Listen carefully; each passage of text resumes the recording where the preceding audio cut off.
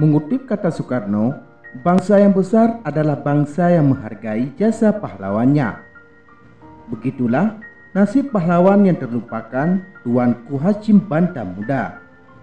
Jasanya begitu besar untuk bangsa ini, namun beliau dilupakan begitu saja.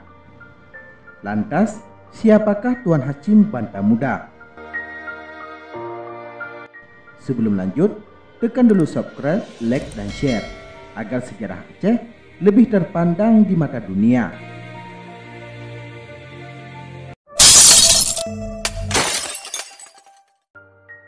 Pusara itu sangat sederhana, berada di pekarangan Masjid Lama Padang Tiji, Kabupaten Pidi, Provinsi Aceh.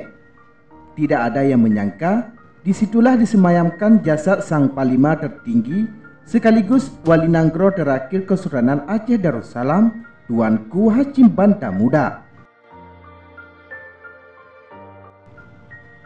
Tuanku Hashim Banta Muda lahir di Kampung Lampada dalam Sagi Mukim 26 Kabupaten Aceh Besar kira-kira pada tahun 1834 Masehi. Ayahnya bernama Laksamana Tuanku Abdul Qadir yang semasa hidupnya memangku jabatan perwalian di Aceh Timur. Tuanku Hashim Banta Muda bersaudara 3 orang, di antaranya ialah Tuanku Raja Hitam dan Tuanku Mahmud Banta Kecil. Ia merupakan putra yang tertua dari 3 bersaudara ini. Adapun asal-usul serta silsilah keturunannya, Tuanku Hashim Banta Muda adalah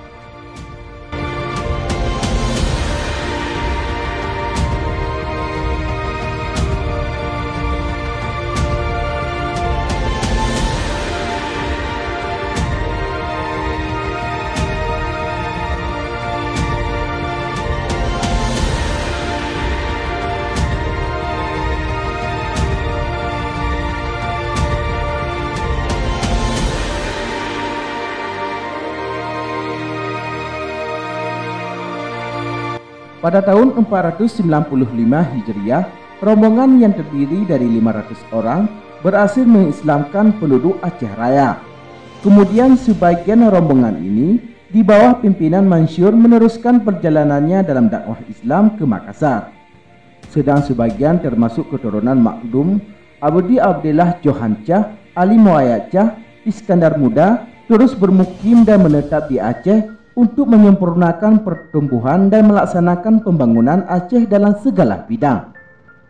Setelah beberapa tahun kemudian, Mansur keturunan Ibrahim Cah Daim kembali dari Makassar ke Aceh, dan setelah beberapa kali pergantian sultan dari garis keturunan satu dan lain, maka cicit Mansur diangkat menjadi Sultan Aceh yang bernama Alaiddin Ahmad Cah.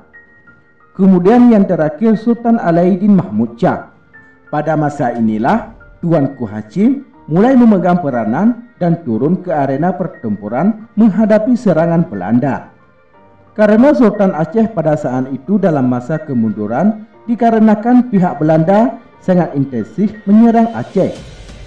Pada petinggi kerajaan pada saat itu mengadakan rapat tertutup untuk mencari penyelesaian tentang permasalahan yang dihadapi oleh istana, dan setelah rapat selesai, dari pihak kerajaan menyarankan Tuanku Hashim Banta Muda untuk diangkat menjadi raja. Namun dengan halusnya beliau menolak.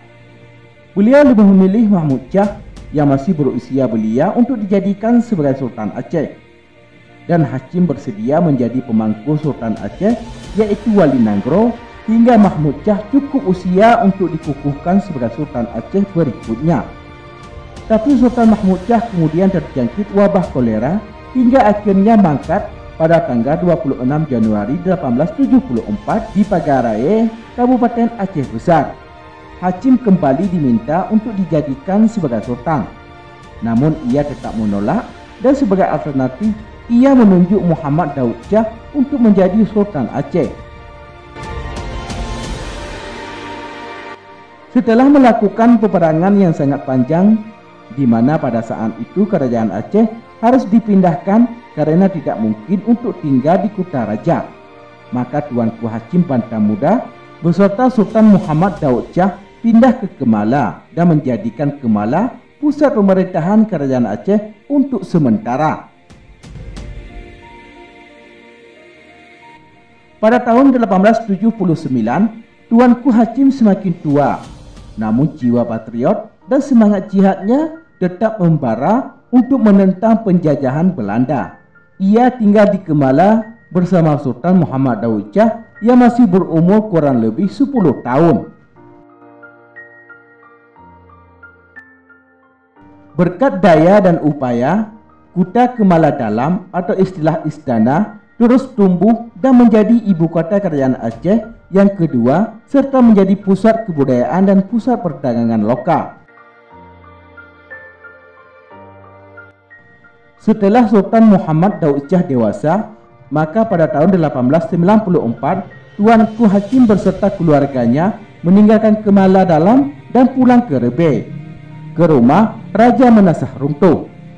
Kemudian pada tahun 1896 ia kembali ke Padang Tiji setelah 20 tahun lamanya memegang pimpinan.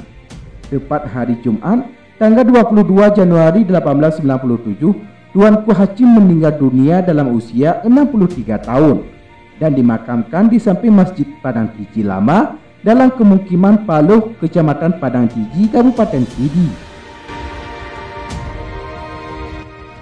Seorang tokoh Belanda, Boertjensma, mengutarakan sosok dari Tuanku Hashim Pantamuda. Tuanku Hashim lahir sebagai seorang berbakat.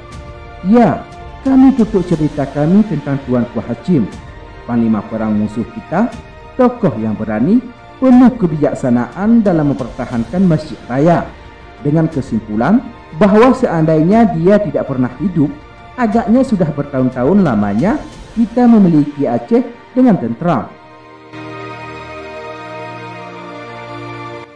Dengan sebuah kesadaran akan pentingnya arti dan nilai bukti-bukti sejarah tersebut yang diterjemahkan pula lewat perilaku-perilaku bersifat melestarikan serta memperhitungkan keberadaannya, maka siapapun, baik generasi hari ini maupun masa depan, baik kita sendiri maupun orang luar, akan dapat menyaksikan sejarah negeri ini terpampang di mana-mana. Warisan sejarah merupakan satu di antara penghubung dan pemandu kita ke masa lalu.